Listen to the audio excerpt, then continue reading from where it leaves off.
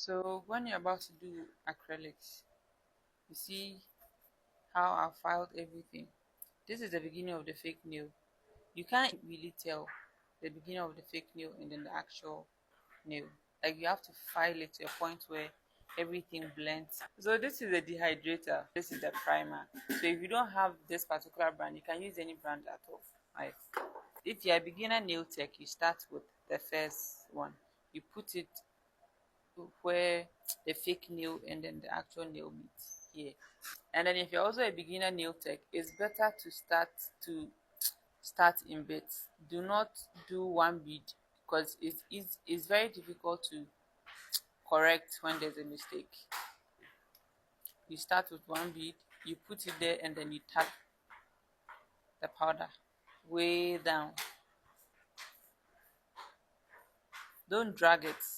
You drag when you are doing ombre nails, but if it's just one color, you don't drag it. You dab it and push it until you get to the last end. Some people use their nails. Some people use a brush to like take it out, the excess powder out. You can use your nail, you can use your brush, you can use whatever you're comfortable with. See, this is the first bead.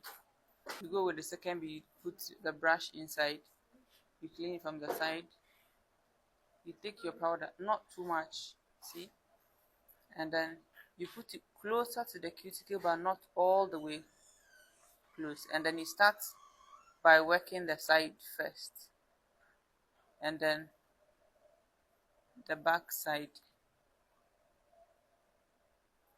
before you even come to blend them together. And then you check for any like holes if there is any. You make sure everything is smooth and seamless. This is just filling. I haven't filed it yet. You can just see.